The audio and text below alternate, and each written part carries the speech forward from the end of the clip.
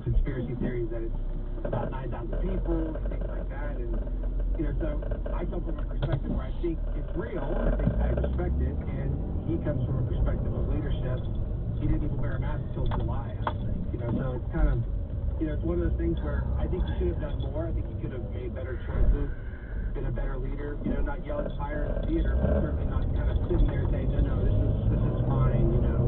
I just feel like he didn't, grab the bull by the horns. It would have been bad either way, but I think he acted out of politics and a calculation he didn't calculate. It's a tough balance. As I said, very tough balance. You don't want to cause a panic, but also you can see the position that I'm putting forward, and the question raising is if the downplay will actually cause a greater detrimental situation for the country with government cases and then economic damage. That's the question. And yeah, regarding the mask, what if the president would have worn a mask early on and touted masks seriously early on? Would that have tamped down the spread, and would that have caused the economy to stay more intact versus getting whacked as hard as we did? I think these are all fair questions, and they can't be ignored. You should have the balls to have a valid dialogue and explore everything. Benjamin, thanks for the call. Let's go to Michigan. Let's grab Greg in Ellsworth, Michigan. Hello, Greg. You're next on Schmidt. Hi. Hey, what's up, Chad? Hi there. Hey, first, I'm discussing with their intelligence agencies how we could not figure out what was going on right away. I know China was killing their own doctors trying to keep it quiet, but, it's a little ridiculous there. All of this wouldn't even happen. Now that it happened, we had one case or something when Trump found out, and then as things time went on, Hold on, Greg. Hold on 1 second. All right, let me just go step by step here. I didn't understand the last thing you said. First thing, China covered this up. China is a horrific obstacle to the United States and our interests. They are our top enemy on the planet. I've been saying for 2 decades virtually on this show, China, China, China. Be careful. China is out to get us. We're in their sights. They're targeting us, and they want world domination. There's no doubt about it. And the Chinese did cover this thing up. Dr. Liu was the early whistleblower. They made him disappear, or as I like to say, they disappeared him. And then they claimed that he died of the virus. Who knows if that's true? But the Chinese are bad news as far as democracy, human rights, and whatever the interests of the United States, whatever they are, China's against whatever's for our best interests, and we need to keep that in mind. Now, what was the last thing you were saying about, the last time you were saying something about Trump and one case? What are you talking about? Can you we had our first case. Remember how long ago that was? And then there was we didn't find out till March, right? It's pretty much when people are starting to fight over and kill each other over toilet paper. Yeah, well, Trump found out on January 28th, and of course we had that first case. Was it the Washington State? There was first. Then we had the Chicago case. The husband and wife in Chicago. It seems like an eon ago, but yeah.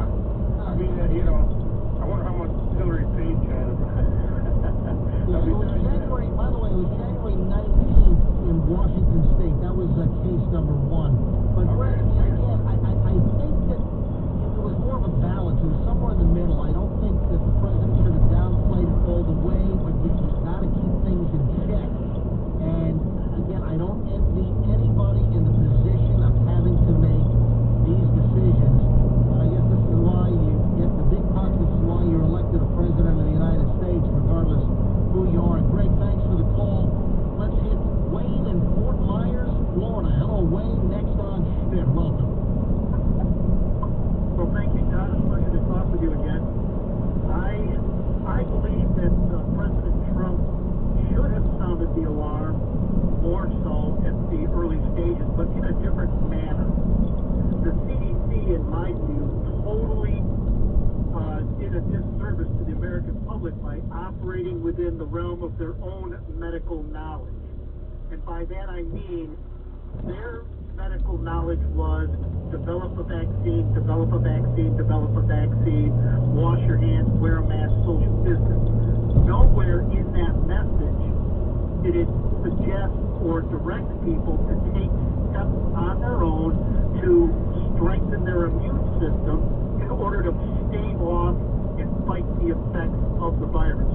Which, if Trump had come forth and said, folks, we're kind of in a bad way here, I need you to be aware that this thing, it could be potentially harmful to a lot of people, and our suggestion is you take these steps, the ones that were outlined as part of that, but in addition, an immunity protocol to fortify the human body's own immune system. There was a book that came out about a month ago, it was probably 3 months in the works, but published just about a month ago, which I got my hands on, started reading it, and I'm like, this makes total sense. Right, and listen, I'm not going to dispute healthy diet, and there are many factors that can boost your immune system. The question is, obviously, it's better to have a strong immune system. Everyone is different. People can fight off a cold while somebody else will get it. Who knows? Everybody, genetically, we're completely the same, but so many aspects of the way the body operates are different. And that's the question. Now, am I a supporter of trying to do things to boost your immune system? Yeah, but I don't know whatever pills or diet you went on or whatever you took to boost your immunity. Listen, I don't know.